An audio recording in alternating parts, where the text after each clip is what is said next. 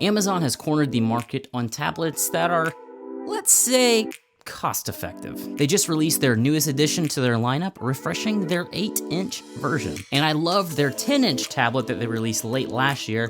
So, how does this one stack up? I'm Titus, this is The Search for Awesome, and today I'm reviewing the new Amazon Fire 8-inch tablet.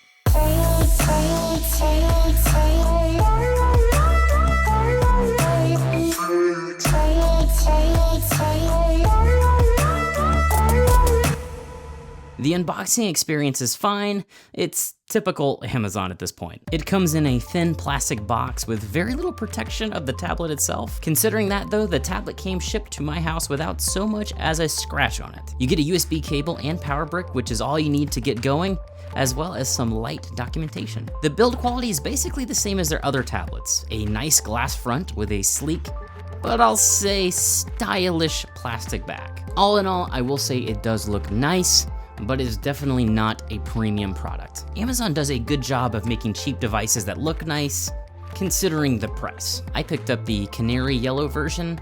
Is that supposed to sound fancy, Amazon? There are a few other color options though: marine blue, punch red, and black. Just black. There are stereo speakers on the bottom, and I love this feature. Can my phone have this, please? They are decently loud, but not like room-filling loud, but solid. And they sound pretty crisp in terms of quality to my ears, so no complaints here. On the inside, it's packing 1.5 gigs of RAM, a 1.3 gigahertz quad-core processor, 16 or 32 gigs of internal storage, the choice is yours, and a SD card slot for expandability up to 400 gigabytes, according to Amazon. With all that, the tablet does pretty well as a gaming tablet. I tried a variety of games, and as a gaming machine, it did pretty well. And it's roughly the size of a Nintendo Switch, which that's a nice little perk there. Hearthstone and Dead Trigger 2 did pretty well. Dead Trigger 2, by the way, has some pretty good graphics, so I was impressed here. Minecraft was pretty good with some slight lag here and there. Not all games work that well though. Madden Overdrive worked, but it was pretty laggy and not what I would consider a playable experience. And I wanted to try Fortnite to see if it could be a cool portable Fortnite gaming machine, but it's not supported on any Amazon Fire tablet right now, so I was kind of out of luck. YouTube and Chrome runs great on this tablet as well, although it's a little tricky getting those apps on this tablet. More on that later. I also tried Amazon Prime, and I browsed a little bit on the built-in Silk browser without any issues. As a media consumption tablet, I think it did pretty well. I did run into some odd bugs though. Sometimes the screen would just kind of get locked up, and I would have to press different buttons to get it going again. It would just be stuck. But I had a hard time catching this on camera. Also, one thing it struggles with is multitasking. So if you have too many apps open, the tablet will become really slow and have trouble doing anything. So every now and then you might want to go through and just close all the apps that you're not using. Some apps even had issues crashing. Even the Okay, last time that I tried to make a video with a device that had built in, I might have made Charmin's stock rise a few points. Imagine you're stranded in the bathroom at home and the toilet paper roll is empty. A simple to order some toilet paper. I incidentally tried to order toilet paper for the 170,000 people that watched that video. Sorry about that. You know what? I'll just call it the Amazon Voice Lady for the rest of this video. Sound good?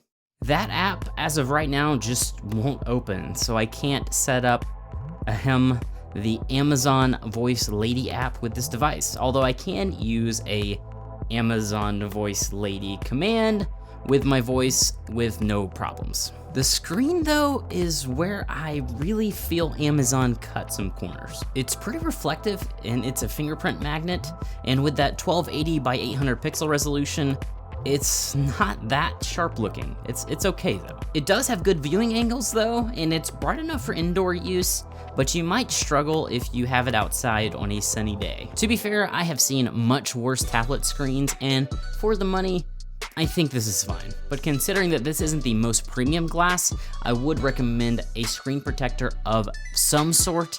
I will drop a few affiliate links below to give you some options and allow you to support the search for awesome.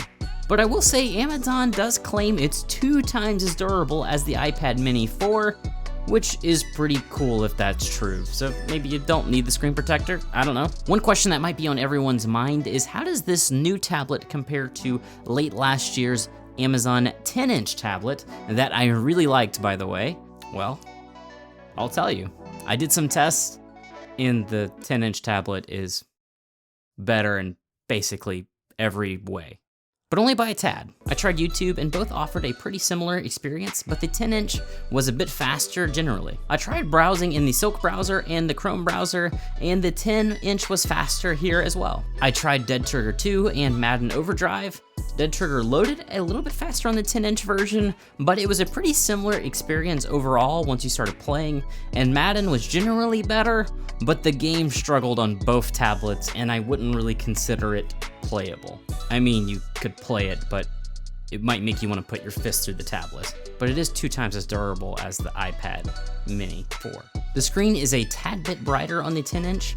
It's a bit sharper and has a bit better color. And the 8-inch looks like it has a little bit of a yellow tinge side by side with the 10-inch, but it's not that off. Both have stereo speakers, but the 10-inch is a little bit louder, and the older 10-inch was even a little bit less buggy, but considering this 8-inch is a brand new tablet, maybe Amazon might patch it and make it a little more reliable. I even like the size of the 10-inch tablet better. It's just a better form factor for a tablet when you're jumping up from your phone. It's just like, wow, I have much more screen real estate to work with. So yeah, the 10-inch tablet is better in like every way, but just a little bit. I'm actually impressed that the 8-inch kept up as well as it did, considering like the 10-inch is almost double the price. The 8-inch is like $80 and the 10-inch is like $150. And both have the Amazon Voice Lady built in, so you can actually use both of these tablets like an Echo Show. So I guess it's a good time to talk about that. When I bought the 8-inch Fire tablet for this review, I also picked up the 8-inch Show Mode dock as well.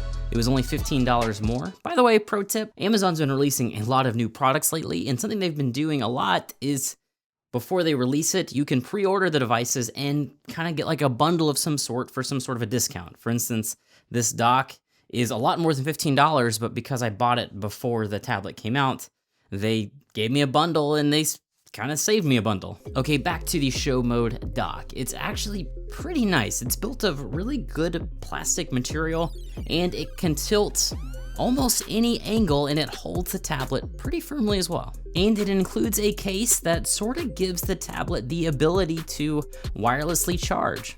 But there is a downside to using this case though.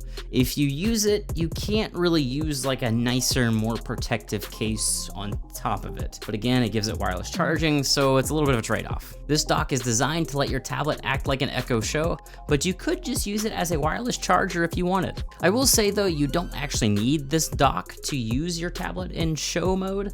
Show Mode does work pretty nicely, although it can be buggy at times, but again, I had a hard time catching this issue as well on camera. It actually surprised me how well this one mic built into the tablet picked up my voice, even if I was speaking softly like across the room. Do you have a recipe for broccoli casserole?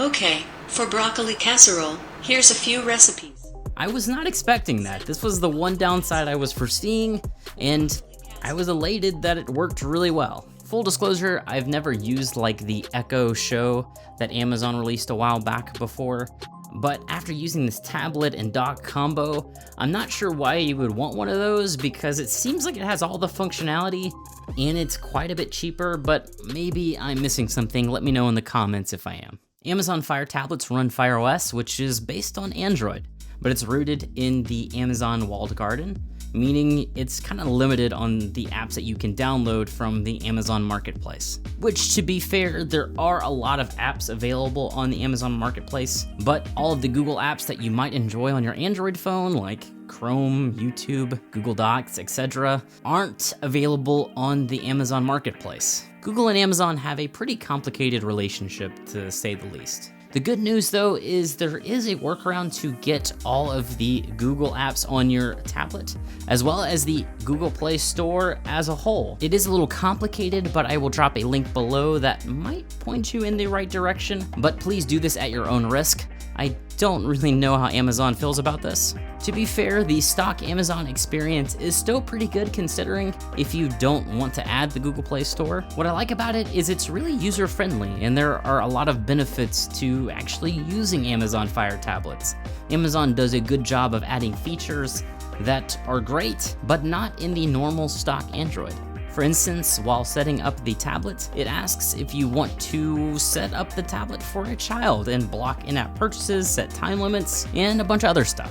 It gives you almost complete control of what your kids can do on the tablet. And Blue Shade is truly an underrated feature. It's really nice where the tablet will automatically make the screen less blue as your bedtime is approaching, so it doesn't mess with your eyes and keep you up at night. And Amazon Fire tablets are considered a Kindle, so you can use it to borrow a book from the Kindle Library.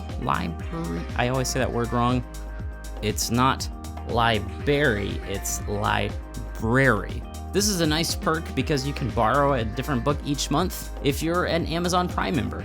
There's a lot of other cool features too. In fact, I mentioned, I think, most of them, almost all of them, in the video I released last year on the Amazon Fire 10-inch tablet. So if you want to learn more about Fire tablets, that might be a good one to look at. One thing I haven't really talked about is when you buy this tablet for $80, it does come with ads, or as Amazon calls them, special offers, but they're ads. You save $15 purchasing the tablet with ads, and I used this tablet for a while, and it seems like the ads just show up on the lock screen now in my testing. I want to say that the Fire 10-inch tablet that I messed with last year had ads also showing up in the notifications, but I guess Amazon got rid of those, which is pretty nice. I think this is a fair deal personally. They're not really intrusive, and you just turn on the tablet and swipe them away and they're gone. And I don't think a lot of people know this, but you can always remove the ads later by paying the $15 difference. I'll drop a link in the description if you're interested in looking into that. Finally, let's talk about the cameras. The cameras are terrible. Yeah. I mean, you can like see the picture, you can tell what it is, but it's blurry and bland. I don't think you'll see Peter McKinnon using this tablet anytime soon. I would just use these cameras for like video chat and like nothing else. Conclusion time. Well, some people say that you get what you pay for, and that maybe Amazon Fire tablets are a testament to that mantra, but I think it's a great tablet considering all you're getting for $80. I mean, it's a good tablet. I think somebody wanting a tablet for like watching TV shows or Netflix or playing games or browsing the internet or getting on email, I think any of those like use cases, the person will probably be pretty happy with this tablet. It's not a perfect experience, but it definitely gets the job done. But should you buy this tablet over the Amazon Fire 10-inch version? That's an entirely different question. The 10-inch version of the Amazon Fire tablet is like my favorite Amazon Fire tablet. It's like better than this 8-inch tablet in like every way, just by a little bit, and I mentioned all the ways earlier. But yeah, if it's my money, I'm gonna get the 10-inch version because I think it's worth that extra cost. But if you don't have the budget for that, then get the 8-inch, or maybe you can wait till the 10-inch goes on sale. These tablets do go on sale quite a bit here and there. But if you think you'll be happy with a tablet that will just get the job done, then I think you will absolutely be happy with the 8-inch Amazon Fire tablet. I have put Amazon affiliate links below in the description of all these tablets, so feel free to peruse and check them out. And if you do decide to pick one up, it's an easy way for you to support the search for awesome, and I would really appreciate it. Thank you so much for watching. If you did enjoy this content, you'll probably be enjoying my next videos because I'm actually going to be taking a look at a couple of the new Amazon devices that they are just now releasing. I'm really excited to check them out. And so please subscribe and enable notifications so you don't miss those videos. Thanks again, and I guess I will see you next time when the search for awesome continues.